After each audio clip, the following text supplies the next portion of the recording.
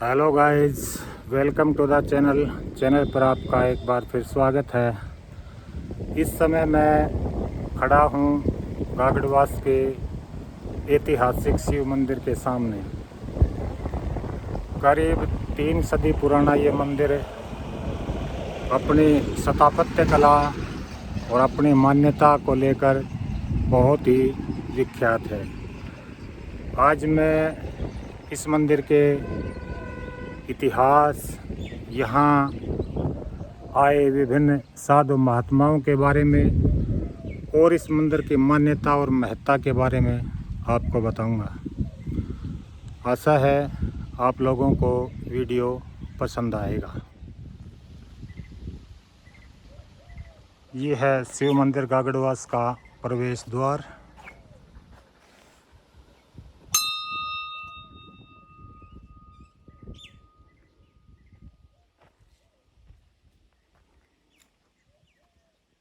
मंदिर काफ़ी ऊंचे टीले पर स्थित है। प्रवेश द्वार के बाद चबूतरा बांधा गया है और ये मंदिर तक पहुंचने के लिए सीढ़ियां बनी हुई हैं। प्रवेश द्वार के बाद मंदिर के भीतर जाने के लिए ये सीढ़ियां बनी हुई हैं। पहले मंदिर के दक्षिण छोर पर ये सीढ़ियां थी, लेकिन ब्रह्मलीन बाबा ब्रह्मपुरी जी महाराज ने मंदिर का जीर्णोद्धार करवाया तो उन्होंने पूर्व दिशा में भी सीढ़ियों का निर्माण करवाया। ये है प्राचीन शिव मंदिर गागड़वास का धूणा, जहाँ पर अग्नि हर वक्त चेतन रहती है। धूणे की भस्म लोग अपने मस्तिष्क पर धारण करते हैं। ये है प्राचीन शिव मंदिर गागड़वास का सभा मंडप।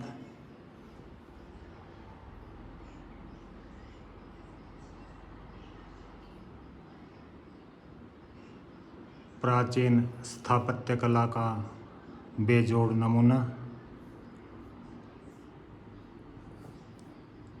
सभा मंडप से सीधे मंदिर के गर्भगृह में प्रवेश का रास्ता है। ये है मंदिर का गर्भगृह।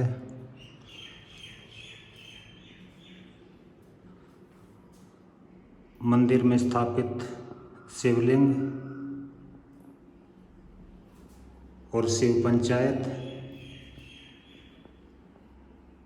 प्राचीन शिवलिंग खंडित हो गया था। बाद में गांव के लोगों ने बाबा बाड़ीनाथ आश्रम के महंत केशवनाथ के मार्गदर्शन और सानिध्य में विधि विधान से वैदिक मंत्रोच्चार के बीच इस नए शिवलिंग की स्थापना की। ये है मंदिर के गर्भगृह का भीतरी दृश्य।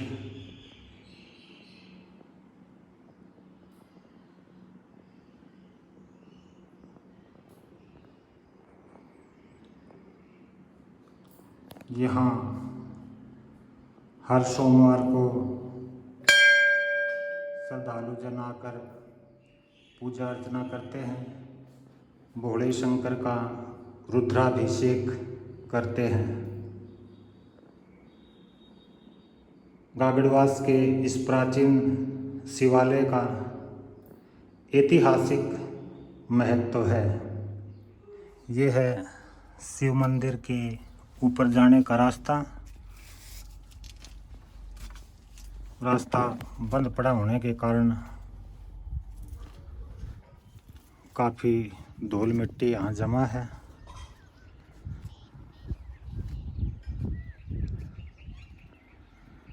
ऊपर से शिवालय का विहंगम दृश्य। यहाँ लहराती धर्म ध्वजाएं। ये मंदिर परिसर में वर्षों से विद्यमान एलोवेरा का बाग, गागड़वास में सदियों से इस मंदिर परिसर में काफ़ी मात्रा में एलोवेरा और अन्य प्राचीन वनस्पतियां विद्यमान हैं। एक विशाल प्रकोटे पर गुंबद शैली में निर्मित यह मंदिर करीब 3 शताब्दी पुराना है और स्थापत्य कला का बेजोड़ नमूना है। गागड़वास के इस ऐतिहासिक शिव मंदिर में करीब 3 शताब्दी पूर्व यहाँ बाबा बुद्धनाथ जी का आगमन हुआ। बाबा बड़े प्रकृति प्रेमी सिद्ध महात्मा थे। उस समय गागड़वास गांव भी इस मंदिर के सामने टीले पर ही बसा हुआ था। बाद में बाबा जी के कहने पर वर्तमान स्थान पर गांव आबाद हुआ। ये सामने आप टीला देख रहे हैं, दौजा के बगल से आगे यहाँ पहले गागड़वास गांव आबाद था।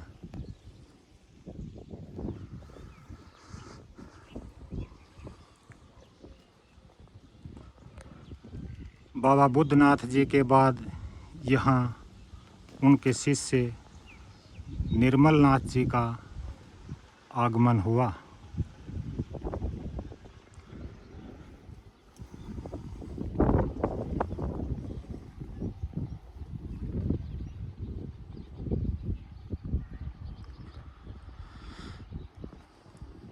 बताते हैं कि बाबा बुद्धनाथ जी ने अपने शिष्य बाबा निर्मल नाथ जी को गर्मी में धूनों की तपस्या, अग्नि तपस्या और शीतकाल में जलधारा तपस्या करवाई।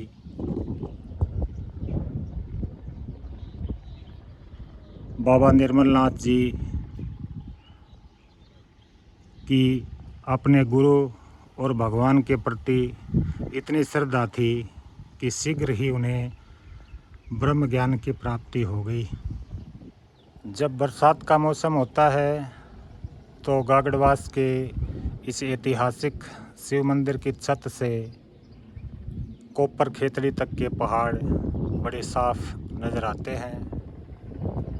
मंदिर से चारों तरफ बड़े विहंगम प्राकृतिक दृश्यावली के दर्शन होते हैं।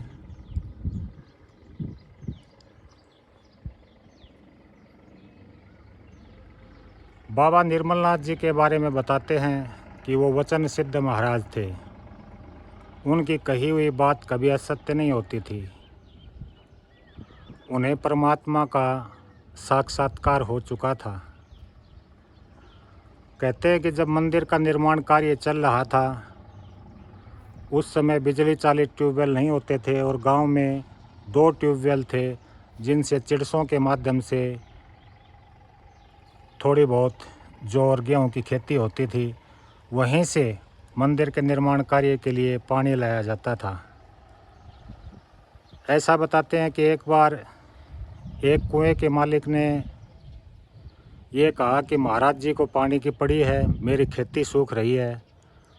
और जो व्यक्ति पानी लेने गया था वो खाली ही लौट आया।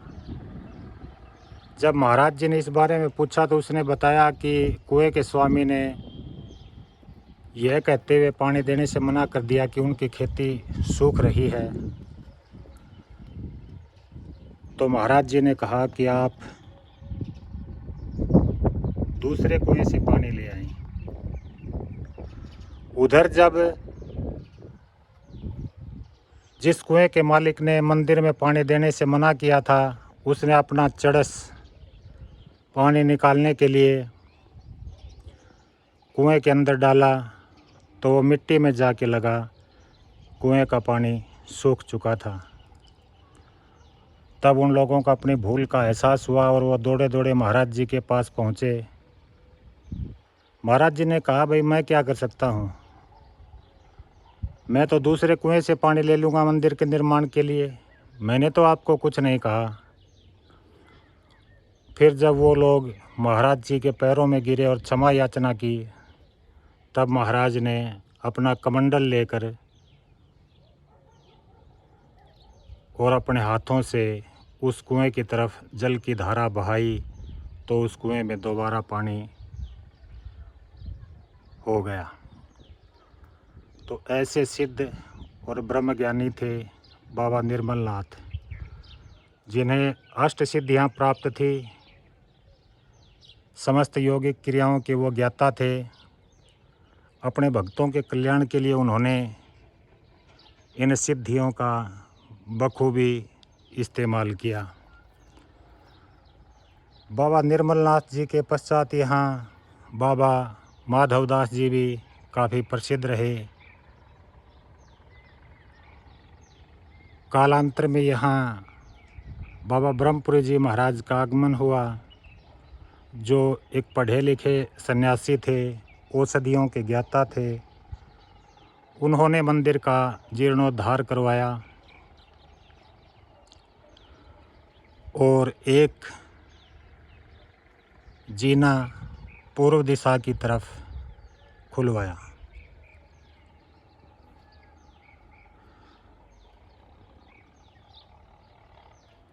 ये है शिव मंदिर गागड़वास का परिक्रमा पथ। मंदिर पर नीचे से लेकर शिखर तक विभिन्न देवी देवताओं की मूर्तियां उकेरी गई हैं।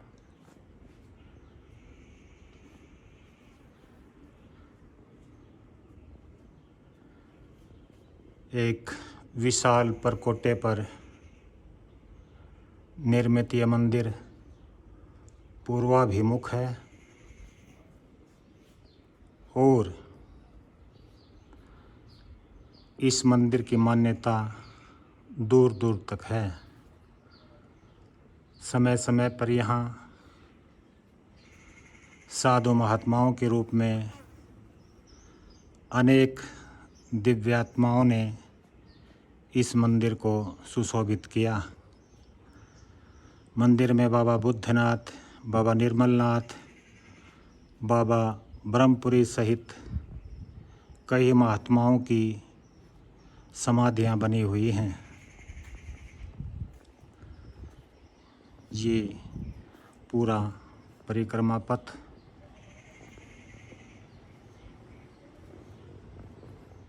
शिव मंदिर परिसर गागड़वास में ये पवनसुत हनुमान जी का मंदिर, हनुमान जी की प्रतिमा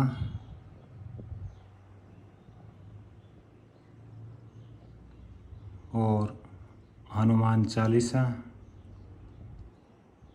मंदिर में आने वाला हर श्रद्धालु लोक देवता हनुमान जी के दर्शन अवश्य करता है। प्रभु श्री राम के प्रधान सेवक हनुमान जी इस क्षेत्र में लोक देवता के रूप में प्रतिष्ठित हैं। मंदिर परिसर में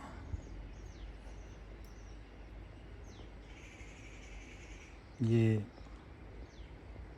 यहाँ गद्दी नशीन रहे ब्रह्मलीन महात्माओं की समाधियाँ, कुछ समाधि गांव मंदिर के दक्षिण छोर पर नीचे बनी हुई हैं।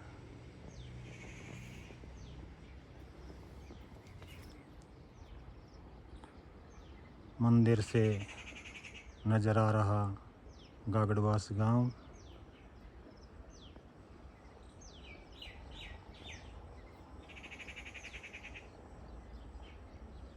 पक्षियों का कलरव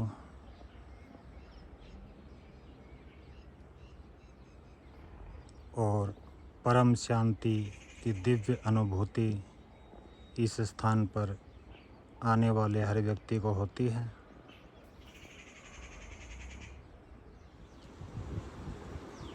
गागड़वास के इस प्राचीन शिवालय में हर साल महाशिवरात्रि के अवसर पर विशाल मेला लगता है। पहले यहाँ गागड़वास के अतिरिक्त बिसलवास, ढाणी माल्यान, ढाणी ढोला और फरटिया तक के लोग रुद्राभिषेक के लिए पहुँचते थे। मेले के अवसर पर कुश्तियों और ग्रामीण खेलों का भी आयोजन किया जाता है।